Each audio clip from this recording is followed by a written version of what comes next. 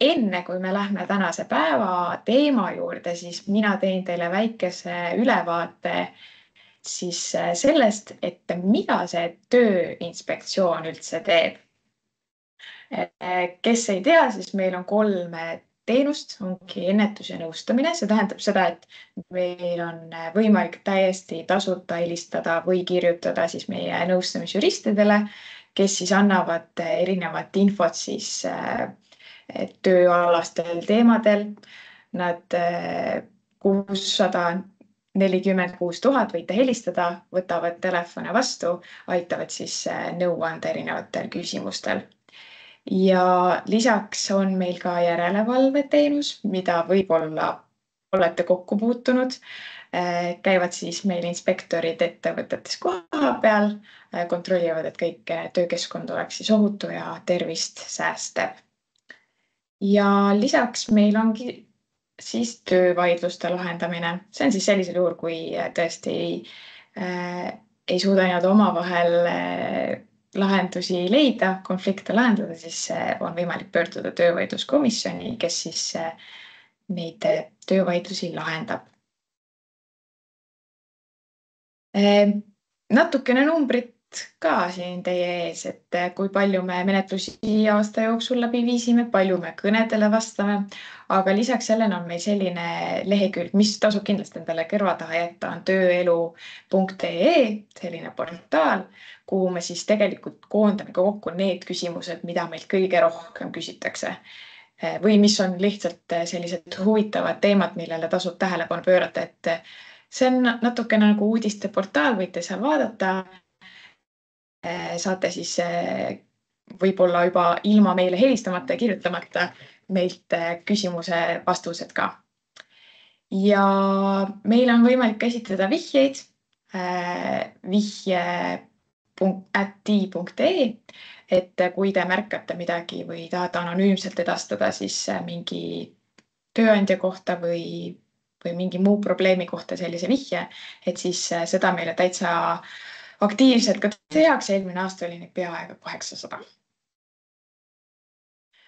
Tööõnnetustest, kuna see on meie peamine nii-öelda prioriteet, et Eestis ikkagi ükski inimene ei peaks tööl viga saama ega ka surma saama, siis natukene numbreid siin te näete, et eelmisel aastal oli kahjuks 14 surma. Ja selline võib-olla teistsugune statistika siia juurde, et ainult 4 tööõnnetuste vaba päeva oli. Et seda on väga vähe ja no ilmselt on siin tegemist ka mingite pühade või nädalavahetustega, et kahjuks igapäevaselt juhtub tööõnnetusi.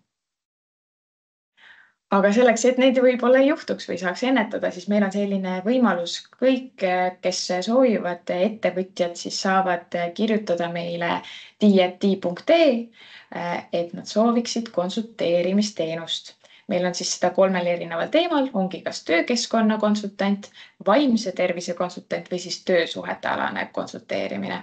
Et enamasti, nagu te näete, me käime siin väikestes ettevõtetes, aga kõigile on siis võimalus jah, et konsultant tuleb nii-öelda ettevõttesse koha peale, annab infot või nõu oma värske pilguga siis töökeskkonnast, et see on täiesti tasuta ja võib täiesti kirjutada, et me hea meelega aitame ja anname nõu. Natukene ka töövaidlustest, et töövaidluskomisjoni juba mainisin, meil on ka summad päris suured, mis nii-öelda nõuete kogusumma oli eelmisel aastal 18 miljonit eurot ja meie hea meel on, et ka kompromisse sõlmitakse. Et see on nii-öelda kõige parem lahendus, kui omavahel suudetakse kokkuleppele jõuda ja neid oli ligi 4 miljoni euro ulatuses. Nüüd, kui midagi jäi segaseks või tekkis küsimusi, siis siin on meie kontaktid, et võite julgelt vaadata tööelu portaali, nagu ma mainisin, aga ka helistada meie nõustamisteenuse liinile, kasutada meie iseteenindust või kutsuda konsultant oma ettevõttesse. Nii, aga nüüd läheme siis tänase päeva teema juurde ja seda teeb meile Vladimir. Tere hommikust ka minu poolt. Kohe minu slaidid tulevad ette.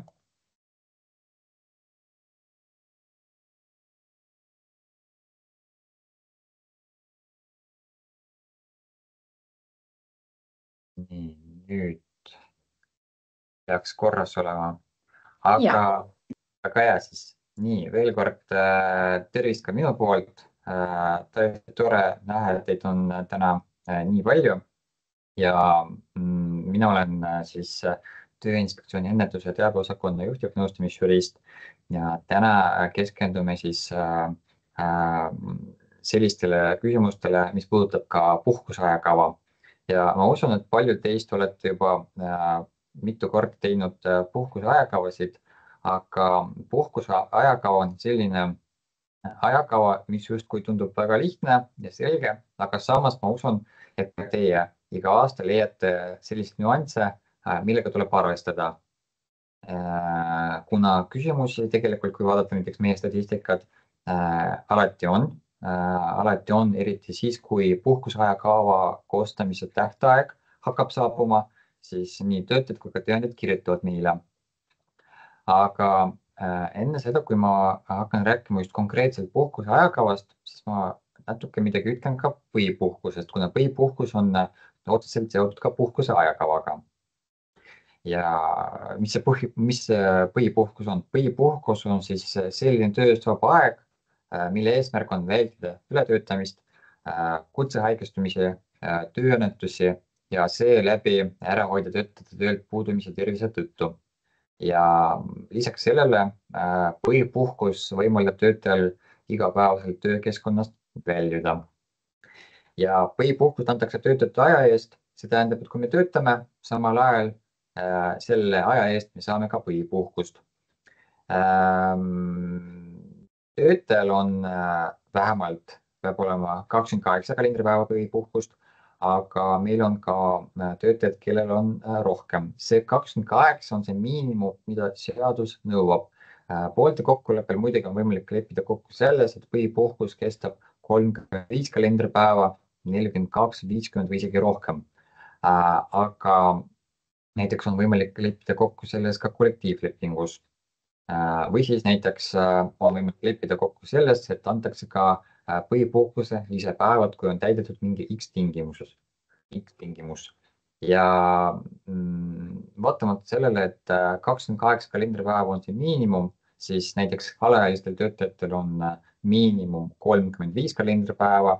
Siin ma tahan rõhutada, et tegemist ei ole 7 lisapäevaga, vaid ikkagi 35 on kokku mitte 28 pluss 7, vaid 35 on siis see miinimum. Ja lisaks sellele ka töötajatel, kellel on osaline või puuduv töövõime, neil on ka vähemalt 35 kalendripäeva põhipuhkust. Aga meil on ka näiteks haridustöötajad. Haridustöötajatel põhipuhkus võib olla ka kuni 56 kalendripäeva. Ja näiteks kuni 56 kalendripäeva tähendab, et mitte kõigil haridustöötajatel on 56 kalendripäeva.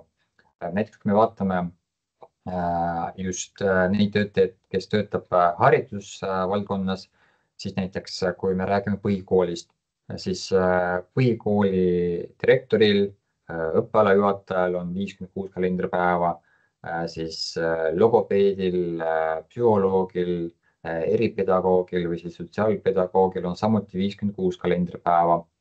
Aga näiteks samas põhikoolis, kui on töötaja, kelle ametikoht on rindejuht, siis tal on 42 kalendripäeva. Või siis näiteks, kui me vaatame mitte põhikooli või gümnaasiumi, vaid vaatame näiteks huvikoolide haridustöötajate puhkust, siis seal on näiteks samuti direktoril on 56, õpetajal, treeneril on 56 kalendripäeva, aga näiteks klaverisaatja põhipuhkuse pikkus on 35 kalendripäeva. Ja siin tegelikult tuleb vaadata konkreetselt, mis ametil töötaja töötab ja sellest lähtuvalt siis selgub ka see, kui pikk on tema põhipuhkus. Kui töötaja näiteks tuleb tööle mitte 1. jaanuarist, vaid näiteks 1. juulist, siis tuleb vaadata tema põhipuhkuse kestust käesoleval aastal proportsionaalselt. Ehk siis, kui ta töötab näiteks ainult 6 kuud sel aastal, siis tema ei saa 28 kalendripäeva, vaid saab 14 kalendripäeva. Alguses ma mainisin seda, et põhipuhkust antakse töötatud aja eest, aga lisaks sellele töötatud ajale põhipuhkust antakse ka siis, kui töötaja on ajutisel töövõimetusel ehk siis on haige. Kui ta kasutab puhkust, põhipuhkust ehk siis kui me puhkame, selline olukord tekib, et me puhkame ja samal ajal me saame ka põhipuhkuse päevi juurde. Siis samuti emapuhkuse ajal, isapuhkuse ajal, lapsendajapuhkuse ajal. On võimalik leppida kokku ka selles, et põhipuhkust antakse ka muudel juhtudel, aga see on siis see, mida seadus ikkagi nõuab. Mis puudutab näiteks vanemapuhkust ja tasustamata puhkust, siis selle aja eest töötaja ei saa põhipuhkust.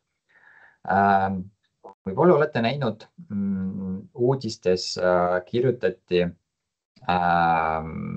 eelmise aasta lõpus, novembris, võrdsete võimaluste ja võrdõiguslikkuse volinik Kristin Vesk kirjutas, et tema seisukohalt tuleb kaaluda, et vanemapuhkuse aeg läheks põhipuhkuse hulka või siis arvestatakse see põhipuhkuse hulka.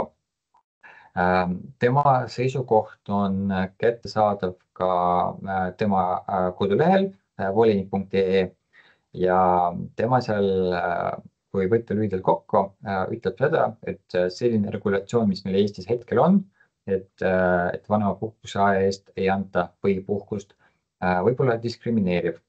Ja siis tema tegi ka ettepaneku Majandus- ja Kommunikatsiooniministeeriumile, kes on töölepingu seaduse rakendusasutus, et võib-olla seda tasub muuta. Ja aasta alguses Majandus- ja Kommunikatsiooniministeerium vastas volinikule ja ministeerium ütles, et nemad seda ei poolda, nemad seda ei toeta. Nemad seda ei poolda, ei toeta, aga jällegi see on hetkel olev seisukoht, et aastate jooksul võib-olla see võib muutuda, aga hetkel on selline seisukoht. Tõesti, seal on nii poolt kui ka vastuargumente. Üks argumentides on ka see, et näiteks kui töötaja läheb puhkama,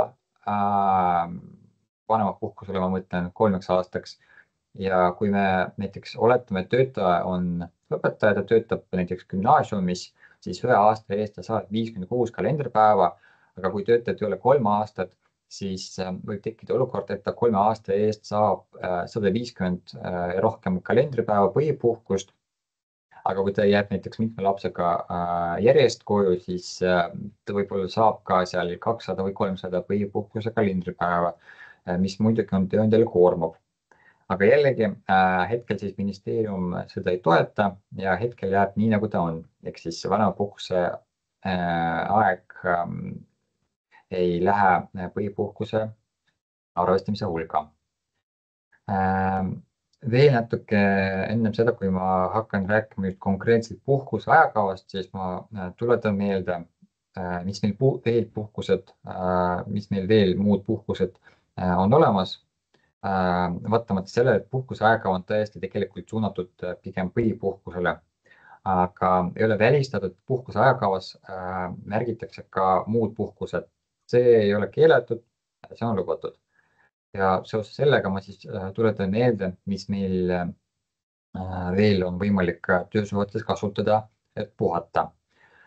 No, lisaks põhipuhkusele meil on ka tasustamata põhipuhkus. Tasustamata põhipuhkus on lubatud ainult poolte kokkuleppel. Kahjuks oma praktikas ma olen näinud mitu korda, et kui tööandja kirjutab töötajale või ütleb suuliselt, et mul tööd ei ole, ära homsest päevast tööle tule, sina lähed tasustamata puhkusele. Jällegi tasustamata puhkus on lubatud ainult poolte kokkuleppel. Isegi kui töötaja läheb tasustamata puhkusele, siis see pikkus ei ole reguleeritud. Töötaja võib minna 9 päevaks, kuni tegelikult seda maksimummäära ei ole.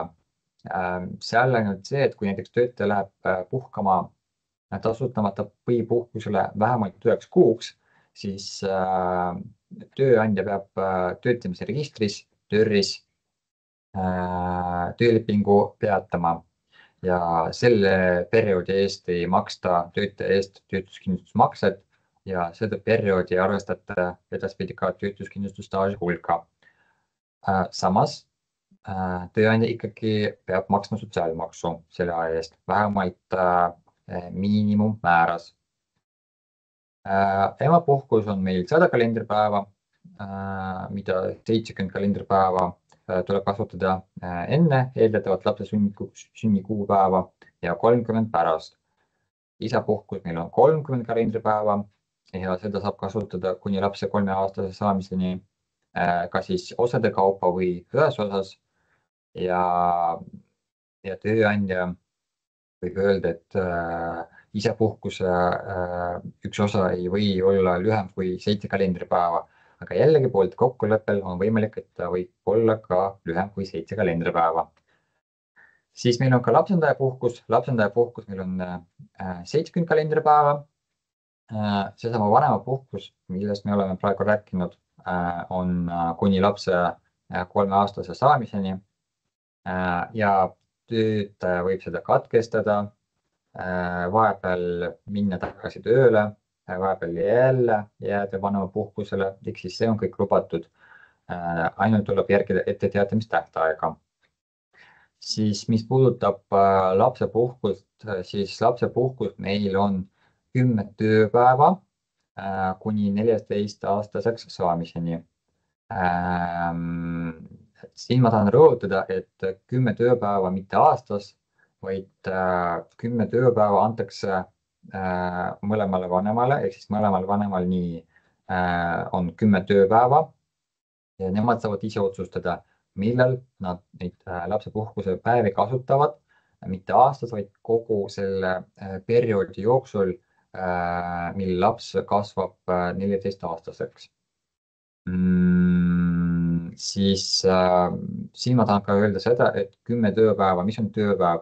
Tööpäev on reaalne töötaja tööpäev. Et me ei vaata ainult esmaspäevast reedeni, vaid kui näiteks töötaja töötab summeeritud tööajaga ja tema graafiku järgsed tööpäevad on ka laupäeval ja pühapäeval, siis tähendab, et lapsepuhkust võib võtta ka laupäeval ja pühapäeval. Ja lapsepuhkust saab kasutada lapse eest ka sel aastal, kalendriaastal, mil laps saab 14-aastaseks. Siis meil on ka tasustamatu lapsepuhkus. See on siis 10 tööpäeva aastas, juba aastas, aga see on tasustamata. Siis meil on ka puudega lapse vanema lapsepuhkus. See on siis kuni lapse 18-aastaseks saamiseni 1 tööpäev kuus, ehk siis kokku kuni 12 tööpäeva aastas. Siis puhkus täisealise sügava puudega isiku hooldamiseks on kuni 5 tööpäeva aastas. Et siin on juba jällegi tööpäevad, aga aastas. Ja viimane on siis õppepuhkus. Õppepuhkus meil on 30 kalendripäeva, millest 20 on tasustatud ja 10 tasustamata. Ja lisaks neile töötajal on õigus küsida ka 15 kalendripäeva tasemeõppe lõpetamiseks täiendav õppepuhkus. Aga see tasustatakse juba töötasu alammääras, mitte töötaja keskmise töötasuga. Ja nüüd lähme juba puhkuse ajakava koostamise juurde. Ütlen ka kohe, et ma pärast, kui lõpetan seda juttu, mis puudutab puhkuseaja koostamist, siis ma näitan mõned näited puhkuse ajakavast, et mida saab kasutada näiteks oma praktikas. Võib-olla teil on ka muid häid näiteid, aga mõned näited ma ikkagi näitan teile. Siis põhipuhkuse ajakava. Siin on väga oluline see, et tegemist on tööandja kohustusega. Põhipuhkuse ajakava koostamine on tööandja kohustus ja seetõttu ikkagi tööandja on see, kes määrab, millal töötajad puhkavad. Samas tööandja peab arvestama töötajate soovidega. Ta peab arvestama nendega, aga jällegi, ta peab sellega arvestama siis, kui nad on mõistlikult ühitatavad tööandja ettevõtte huvidega.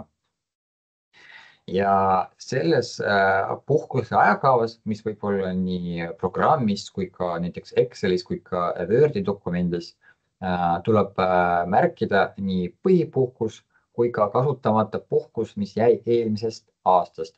Näiteks mingi põhipuhkuse jääk, näiteks 7 kalendripäeva, siis seda samuti tuleb näidata käesoleva aasta põhipuhkuse ajakavas. Muidu see võib aeguda.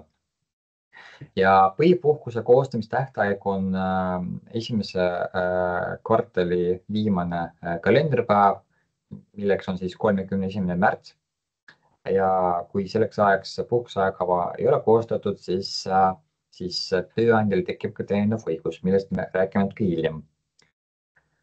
Ja kui puhkuseajakava on koostatud, siis see kinnitatakse tööandja näiteks allkirjaga või tööandja kuidagi saab seda kinnitada, et oleks arusaadav, et see on juba koostatud. Ja kui see on juba koostatud ja kinnitatud, siis seda saab muuta juba poolte kokkuleppel.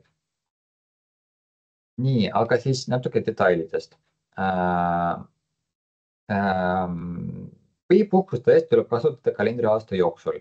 Ei ole õige, kui näiteks töötajal on 28 kalendripäeva, aga näiteks ta otsustab, et järgmisel aastal ta läheb reisima, näiteks ta läheb Indiasse 8 kuuks ja töötatu sel aastal ta ei kasuta üldse puhkust ja järgmisel aastal ta kasutab juba mitte 28 kalendripäeva, vaid nii eelmise kui ka käesoleva aasta eest kõik põhipuhkuse kalendripäevad, ehk siis näiteks 56. See ei ole õige.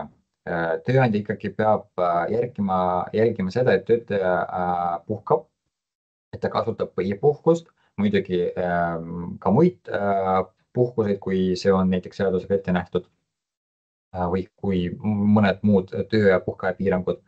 Ehk siis põhipuhkust tuleb kasutada kalendriaasta jooksul, see on ideaalis. Arusaadav, et olukorrad võivad olla ka erinevad, kui näiteks põhipuhkus katkestatakse ja siis seda jääki saab kasutada järgmisel aastal, aga üldjuhul seda tuleb kasutada kalendriaasta jooksul. Üldjuhul põhipuhkus tuleb kasutada ühes osas, aga seda saab anda osadena ainult poolte kokkuleppel. See tähendab seda, et kui kokkulepet tööandja töötaja vahel ei ole, siis kasutatakse kõik 28 kalendripäeva korraga. No millel see vaidlus võib tekkida? Tegelikult, kui ma vaatan jällegi meie praktikat, siis neid vaidlusi on päris palju. Näiteks kui töötaja ütleb, et ta puhata näiteks juulis, kuna tema lapsel on koolivaheaeg ja ta tahab veeta oma aega lapsega, aga tööandja ütleb, et juulis vastupidi on hooaeg ja sinna pead olema tööl. Ja siis jällegi tekib see vaidlus, tekivad ka läbirääkimised. Väga tore, kui nad leiavad selle lahenduse, et näiteks äkki töötaja ei kasuta seal 4 nädalat juulis, vaid kasutab seal 2 või 3 või siis seal ainult 1 nädal juulis.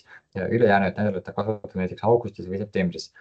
Aga jällegi, kui seda kokkulepet ei ole, siis tuleb kasutada ühes osas. See tähendab ka seda, et tööandja ühepoolselt ei saa, kui kokkulepet ei ole, ma mõtlen, kui tegemist ei ole soodustatud isikuga, tööandja ei saa teha ka nii, et näiteks töötaja puhkab 1 nädal veebruaris, 2 nädalat septembris, 1 nädal detsembris. Et kuna poolte kokkuleppel saab kasutada ainult poolte kokkuleppel, siis ei ole õige. Tööandja saab määrata, et näiteks töötaja puhkab 28 kalendripäeva märtsis. Kui näiteks tööandja läheb töötajale vastu, siis ja saab seda kasutada osades, siis vähemalt 14 kalendripäeva puhkust peab töötaja kasutama järjest ja tööandjal on õigus keelduda põhipuhkuse jagamisest lühemaks kui 7-päevaseks osaks.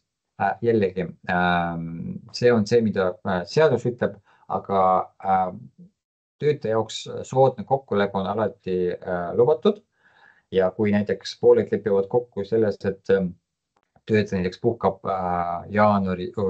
puhkab näiteks esmaspäeval ja teisipäeval ainult 2 päeva, aga kolmapäevast on tagasi tööl, siis on ka lubatud. Aga näiteks neljapäevalt on tagasi läinud puhkama, siis on ka lubatud. Jällegi poolte kokkuleppel on võimalik peaaegu kõik, mitte kõik, aga peaaegu kõik. aga me jällegi peame vaatama, mis on põhipuhkuse eesmärk. Põhipuhkuse eesmärk, nagu ma rääkisin, on tööõnnetuste ja ületöötamise vältimine. Et ikkagi ideaalis töötaja tõesti peab aastas kasutama vähemalt 14 kalendripäeva järjest. Sest no erinevad uuringud ka näitavad seda, et mida pikem põhipuhkus või mida pikem see on tööst vaba aeg, seda on tõhusam ka töötaja vaimsele ja füüsilisele tervisele, et ta on väljunud sellest töökeskkonnast. Ja siis, kui näiteks no mingil põhjusel jääb mingi osa kasutamata, siis see viiakse üle järgmisesse kalendriaastasse. Aga jällegi järgmisel aastal tuleb näidata järgmise aasta põhipuhkuse ajakavas, mille ta kasutab eelmise aasta jääki. Siis põhipuhkus ka aegub. Ta aegub ühe aasta jooksul arvates selle kalendriaasta lõppemisest, mille eest puhkust arvestatakse. See tähendab seda, et näiteks meil on hetkel aasta 2025. Sel aastal me saame kasutada eelmise aasta põhipuhkuse jääke ehk siis 2024. aasta eest. Kui mingil põhjusel, mis ei ole väga õige, 2024. aasta põhipuhkuse jääk jääb kasutamata, siis seda enam ei saa kasutada aastal 2026. Poolte kokkuleppel seda saab teha. Alati soodsad kokkulepped ja tööandja korraldused on lubatud. Käesoleva aasta põhipuhkuse jääki saab kasutada siis käesoleval aastal ja järgmisel aastal, 2026. aastal. 2027. aastal käesoleva aasta ehk siis 2025. aasta põhipuhkust enam kasutada ei saa. Aegumine võib ka peatuda ja aegumine peatub ajaks, kui töötaja kasutab näiteks emapuhkust, isapuhkust, lapsendajapuhkust või näiteks ka vanemapuhkust. Ja samuti juhul, kui töötaja on ajateenistuses või asendusteenistuses.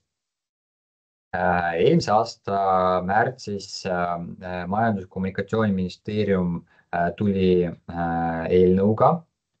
Nemad soovivad muuta töölepingu seadust, mis puudutab põhipuhkuse osa.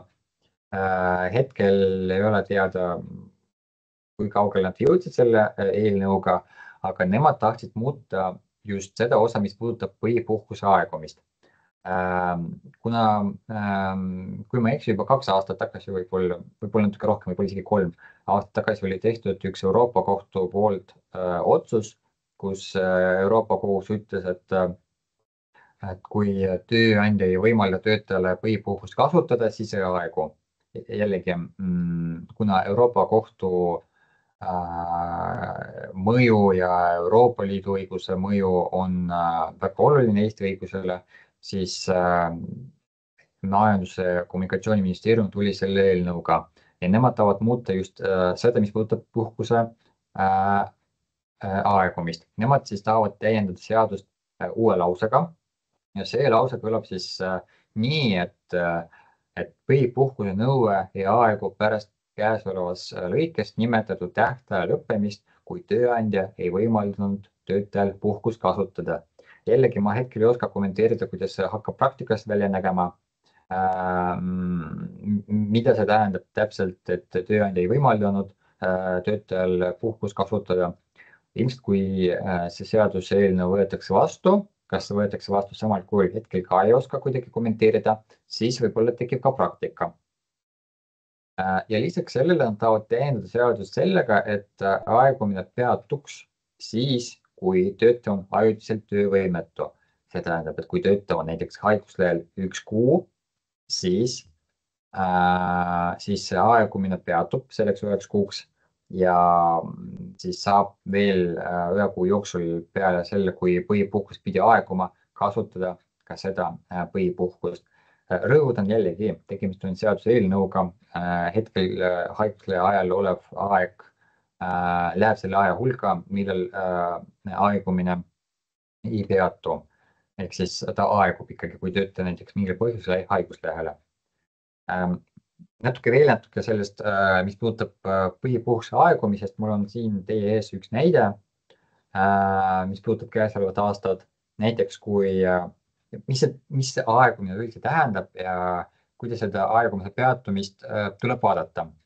See põhipuhkuse aegumine tegelikult puudutab, ma arvan, kõiki ettevõtteid, sest kui töötaja jääb vanemapuhkusele, emapuhkusele, siis see võib puudutada ettevõtet ja siis tekib aastate pärast küsimus, et aga kas töötajal jäi mingi kasutamata põhipuhkuse osa, mille ta saab kasutada, mis kuupäevani ta saab seda kasutada. Ja siis vaatame seda näidet. Vaadake, et kui töötaja jääb näiteks vanemapuhkusele 1. augustil 2025, et sellest kuupäevast ta on vanemapuhkusel, ehk siis ta on tööl kuni 31. juulini. Ja näiteks, kui ta ei kasutanud 2025. aastal põhipuhkust üldse, siis me peame arvutama, palju ta üldse pidi saama selle 2025. aasta eest põhipuhkust, 2025. aasta eest põhipuhkust ja siis me peame vaatama, millal töötaja naaseb. Töötaja naaseb näiteks meie näite puhul 1. veebruaril 2027. Ehk siis töötajad ei ole tööl umbes 1,5 aastat. Siis esiteks me peame vaatama, millal see aegumine peatub. Kuna töötaja läks vanemapuhkusele alates 1. augustist, siis see aegumine peatub alates 1. augustist. Siis punkt 2, me peame vaatama, palju on jäänud päevi seda kasutada. Et kui näiteks ta jääb vanemapuhkusele 1. augustil, siis see tähendab, et ta sai kasutada seda välja teenitud põhipuhkust 1. augustist kuni 31. detsembrini 2026, ehk siis umbes 1 aasta ja 4 kuud või 5 kuud isegi, kui täpsem vaadata.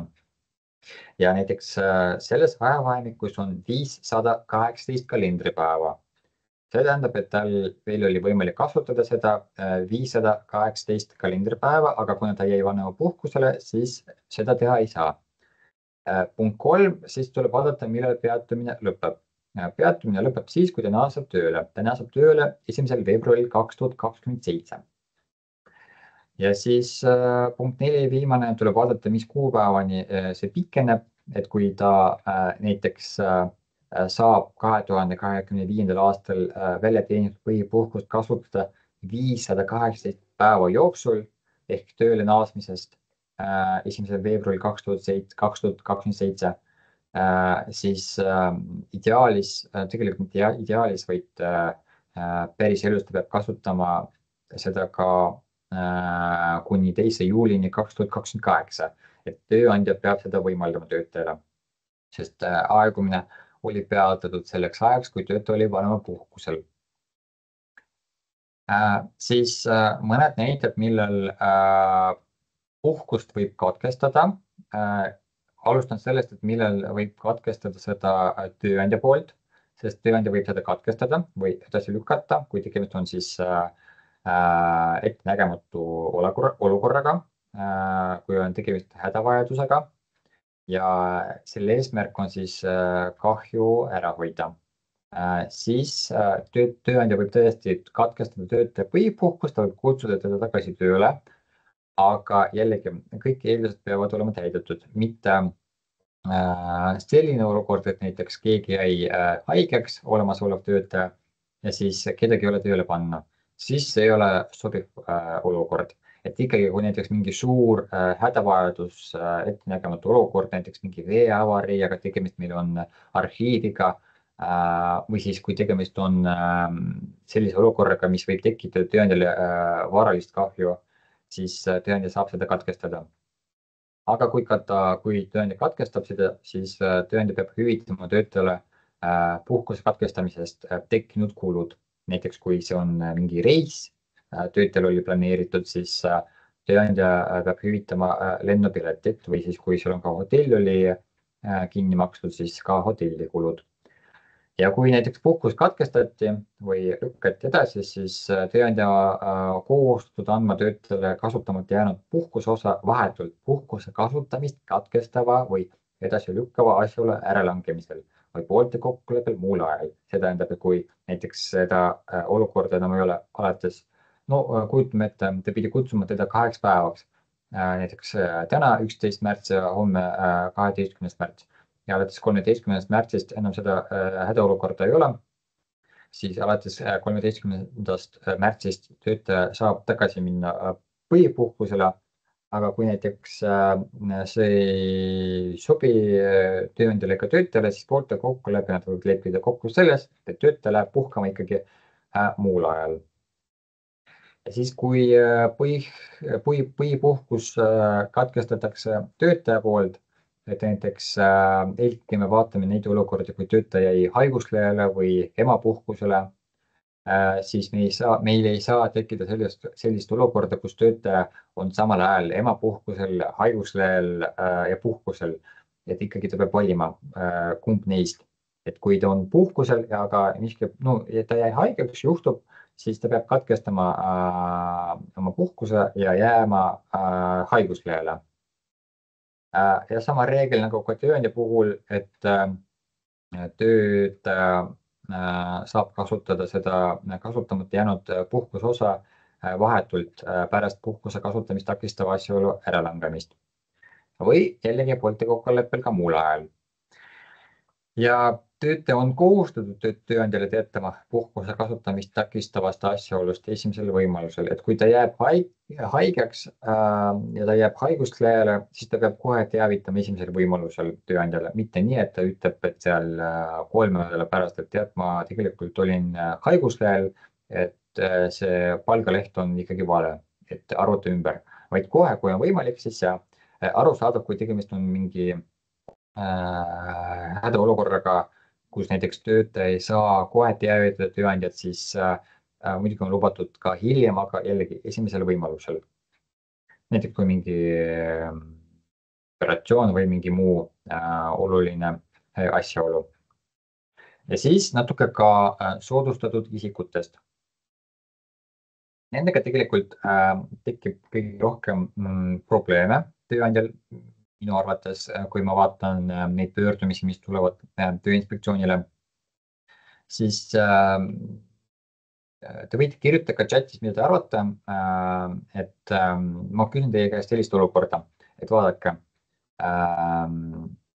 põhipuhkust võib jagada osadeks või siis osadena ja kasutada saab siis, kui on olemas poolte kokkulepe nii tööandja kui ka töötaja poolt. Aga kui meil on tegemist näiteks nende isikutega, kellel on õigus nõuda puhkust endale sobival ajal, kas kumb on siis või siis kelle õigus prevaleerub, kas tööandja õigus või töötaja õigus? See tähendab, et kas töötaja saab ikkagi öelda, et mina näiteks olen väikse lapse vanem, mina ütlen, et mina puhkan 1 nädal veebruaris, 1 nädal juulis, 1 nädal augustis ja 1 nädal novembris. Või siis ikkagi tööandja saab öelda, et ei, sina ikkagi kasutad kõik ühes osas. Sa võid valida, millal sa kasutad, aga sa kasutad ühes osas. Et ikkagi kelle õigus siin prevaleerub. No seni, kuni te kirjutate mõtet, ütlen ka vastuse ära. Et tegelikult siin tuleb kasutada ikkagi ühes osas.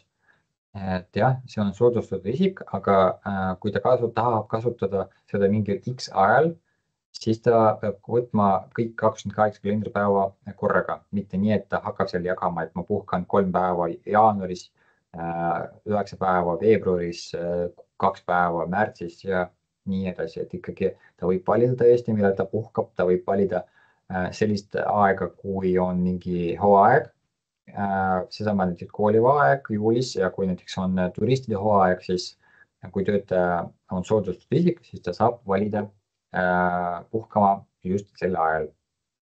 Ehk siis, kui kokkulepet ei ole, siis tuleb kasutada ühes osas kõik 28 kalendripäeva. Võtame siis järjest kõik need punktid, kes on siis soodustatud isikud. No esimene on siis naine vahetult enne ja pärast emapuhkust ning teine vanem naise emapuhkuse ajal. Siin on kõik selge, aga ütlen siin, et teine vanem on nii mees kui ka naine, et kõik oleneb sellest, mis on siis selle pere muudel. Punkt 2 on sama, et vanem vahetult pärast vanemapuhkust, ehk siis saab kasutada nii naine kui ka mees. Punkt 3 on vanem, kes kasvatab kuni 7-aastast last. Kes on siis 7-aastane laps? 7-aastane laps on see, kes on siis juba sai 7-aastaseks. Ehk siis me räägime ikkagi nendest lastest, kes on 0–6. Ehk siis see punkt 3 puudutab neid lapsi ja vanemaid, kes on vanuses 0–6. Et kui laps saab 7-aastaseks, siis on juba teada puhkuseajava koostamisel, et ta X aastal saab 7-aastaseks. Sama põhimõte on ka 4. punkti puhul, et vanem, kes kasvatab 7–10-aastast lapse koolivaheajal, et me siin vaatame ikkagi neid lapsi, kes on 0, kui me vaatame neid lapsi, kes on 7–10, mitte 0–6 ja 11–17, vaid ikkagi 7–10, mitte 11 ja siis ja rohkem. 5. punkt on kooli kohustuslik alaealine koolivaheajal. Kes on alaealine, on siis inimene, kes on vanuses 7–17. Siin on kõik selge. Seadus ütleb ka sellist asja, et töötaja saab nõuda põhipuhkust või põhipuhkuse kasutamist siis, kui ta oli tööl selles ettevõttes vähemalt 6 kuud. Ja lähtuvalt sellest mul on teine küsimus teile, et saate ka oma mõtteid kirjutada chati, on jällegi, kelle õigus prevaleerub, kas tööandja või töötaja? Kas töötaja võib öelda, et mina olen näiteks väikse lapse vanem, mina tahan puhata veebruaris, vaatamata sellele, et ta oli tööl selles ettevõttes 2 kuud. Või tööandja saab öelda, et sina olid selles ettevõttes ainult 2 kuud tööl ja su õigus nõuda põhipuhkust endale sobival ajal tekib peale 6. kuud töötamist selles ettevõttes. Vot selline siis küsimus, millele saate mõelda.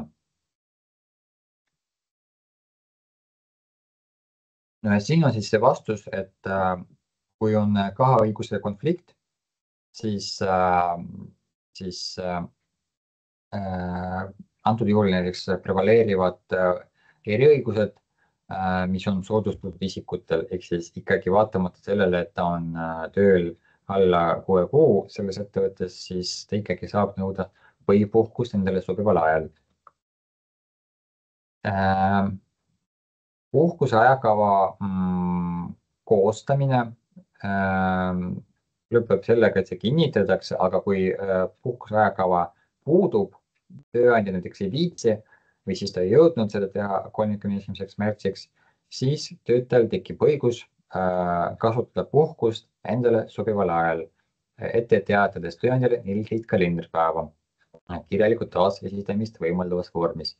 Aga jällegi see ei tähenda, et töötaja saab öelda, et ma puhkan 3 päeva näiteks aprillis, 10 päeva juulis, 15 päeva detsembris, kui on jõulud. Töötaja saab seda kasutada ühes osas, kuna jagamine ainult poolte kokkuleppel. Et kui puhkuse ajakava puudub, siis töötaja saab öelda, et mina puhkan näiteks kõik 28 kalendripäeva juulis. Ja siin on siis kokkuvõtlikult kogu see info, millest ma praegu rääkisin teile, mis on siis puhkuse ajava koostamise sammud tööandjale. Eelkõige tööandja alustab sellega, et tööandja palub töötajatelt informatsiooni, millal nad soovivad põhipuhkust kasutada ja ta selgitab, et kui töötajad soovivad puhkust jaotada osadeks, siis peab olema vähemalt ühe osa kestus 14 kalendripäeva. Ja samuti selgitab, et ülejäänud osade kasutamist võib tööandja piirata 7 kalendripäevaga vastavalt. kui ta selgitas, informeeris töötajaid, siis tuleb punkt 2, et tööandja on kohustatud ajakava koostamisel soodustatud isikute soovidega. Ta peab arvestama sellega. Ja siis tuleb punkt 3, et tööandja koostab puhkuse ajakava, arvestades töötajate soove ja ettevõtte vajadusi. Ja siis, kui näiteks see puhkuse ajakava on koostatud, aga näiteks ta alustas puhkuse ajakava koostamist just nendest isikutest, kes on soodustatud isik, mis on tegelikult ka õige, siis on lihtsam seda puhkuse ajakava koostada. Siis näiteks ta avastab, et tegelikult kõik tahavad puhata ühel ajal, siis tekib probleem. Ja siis millised variandid tööandjal on olemas? Variant A. Tööandja määrab ise puhkusaja, võimaldades töötajal põhipuhkuse kasutamise täies ulatuses tööandjale sobival ajal, ikkagi tema valib, millal iga konkreetne töötaja puhkab, või variant B. Tööandja asub töötajatega läbirääkimistes ja sõlmib kokkuleppe puhkuse osadeks jaotamise kohta ning kasutamises pooltele sobival ajal. Ja kui kõik need etapid on tehtud, siis puhkuse ajakava kinnitatakse hiljemalt 31. märtsil ja tehakse töötajatele teatavaks. Seda saab kinnitada ka varem, aga see 31. märts on see tähtaeg tööandjale. Ja siis ma näitan teile ka mõned näited graafikutest, mida saab kasutada. Näiteks on üks näide ühest programmist. Siin on siis näha, mis töötaja millal puhkab, et näiteks mis kuul ta puhkab, palju kalendripäevi ta puhkab. Muidugi seal on erinevad programme, saab ka neid programme arendada, et ta oleks näiteks märgitud erinevate värvidega. Näiteks kui töötaja kasutab ka õppepuhkust või muud puhkust, siis saab kasutada ka näiteks, kui programm ei ole ka Excelit. Excelis on täitsa võimalik puhkuse ajakava koostada, kuna jällegi puhkuse ajakava vorm ei ole kuidagi seadusega sätestatud. Oluline, et selle saaks kinnitada. Excelis on enam-vähem sama põhimõte nagu ka programmis, et näiteks seal on töötajate loetelu ja siis kuud ja nemad näiteks saavad kas siis ise valida, millal nad puhkavad või näiteks tööandja märgib Excelisse, millal iga töötaja puhkab. Ja variant 3, näiteks kui tegemist on mitte väga suure ettevõttega, näiteks kolm töötajat, siis ka dokumendina saab seda vormistada, et ta kirjutab, millal puhkab töötaja A, millal puhkab töötaja B ja millal puhkab töötaja C. Ja siis näiteks ta kinnitab seda oma digiallkirjaga. Et see on ka täitsa lubatud, see ei pea ilmtingimata olema mingi graafik. Ja viimane, millest ma tahtsin rääkida, on puhkusetasu. Lihtsalt tuletan meelde, et puhkusetasu makstakse hiljemalt eelviimasel kalendaarsel tööpäeval enne puhkuse algust. Mida see kalendaarne tööpäev tähendab? Mina rääkisin, kui rääkisin lapsepuhkusest, siis ma ütlesin, et tööpäev võib tähendada igat päeva esmaspäevast pühapäevani.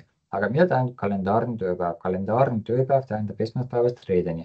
See tähendab, et kui töötaja läheb puhkama esmaspäevast, siis eelviimane kalendaarne tööpäev on tema jaoks neljapäev. Kui ta läheb puhkama kolmapäeval, siis tema eelviimane kalendaarne tööpäev on esmaspäev. Kui töötaja mingil põhjusel läheb puhkama teisipäevast, siis tema jaoks eelviimane kalendaarne tööpäev on reede. Ja tööandja töötaja saavad leppida kokku ka teisiti, et näiteks, et puhkustasu makstakse mitte eelviimasel kalendaarsel tööpäeval enne puhkuse algust, vaid näiteks hiljemalt kui puhkuse kasutamisele järgneva palgapäevani. Siin vahepeal seisukohad on muutunud, mida see lause võiks tähendada. Aga hetkel on selline siis sõnastus või siis kokkulepe seisukoht, et mida see puhkuse kasutamisele järgnev palgapäev tähendab. See tähendab seda, et kui töötaja näiteks läheb puhkama 1. maist kuni 15. maini, aga tema palgapäev on selle põhipuhkuse sees 5. mai näiteks, siis saab leppida kokku, et puhkusetasu laekub töötaja pangakontole ka siis 5. mail, ehk siis kui ta puhkab, või näiteks juba järgmisel kuul, ehk siis 5. juunil. Ja nagu ka Karolin rääkis, et siin on ka meie kontaktid, saab helistada, kirjutada, joonistada, kutsuda ka meie konsultant ettevõttesse.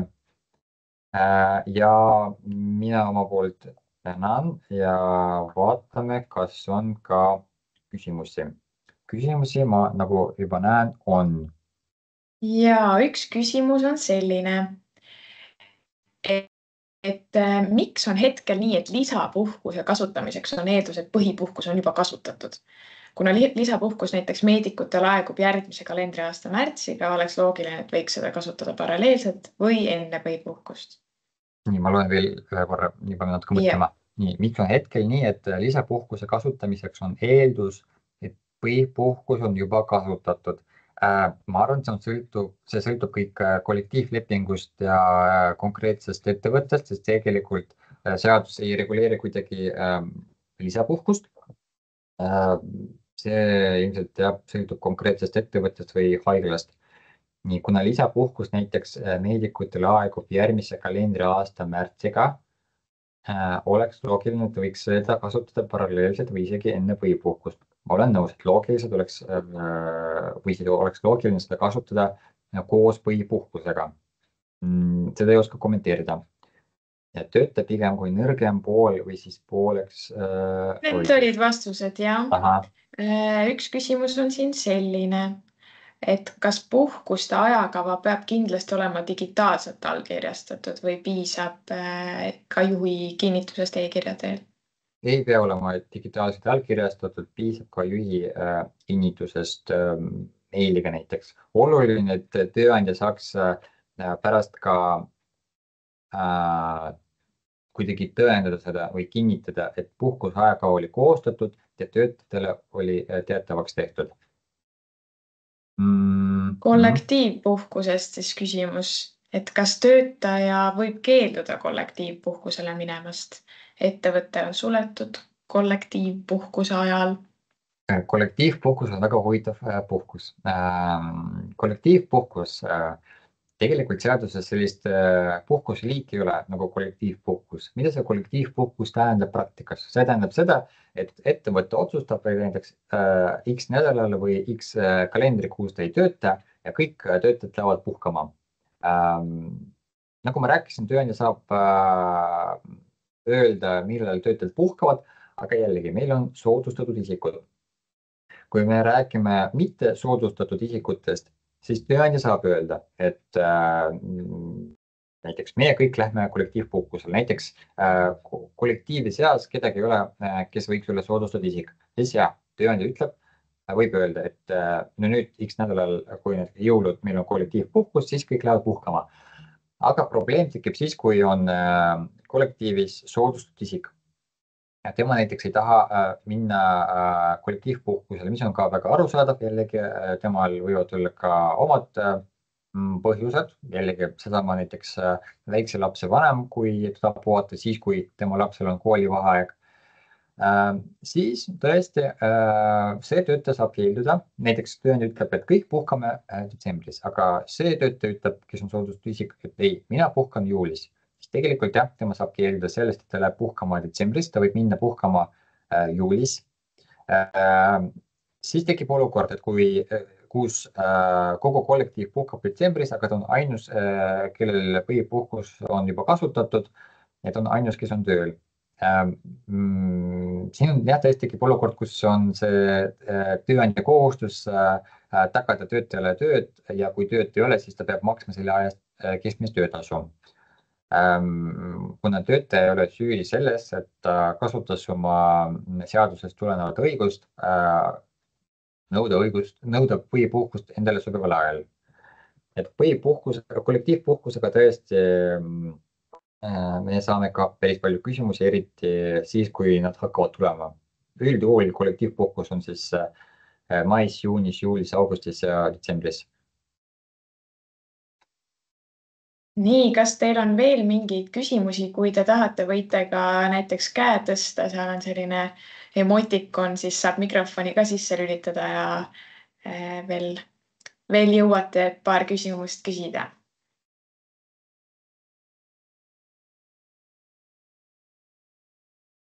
Ja jällegi, kui näiteks mingi küsimus tekib jooksvalt või siis peale esitust tuleb mingi pähe, et unustasin küsida, siis saab ka kirjutada meie e-postile, saab ka helistada. Aitame teid hea meelega. Just tundub, et sai väike ülevaade tehtud. Siis meie täname.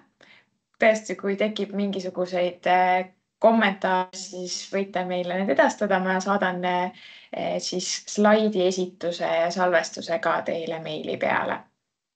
Aga meie täname ja loodetavasti oli kasu. Aitäh! Aitäh, ilusat päeva jätku!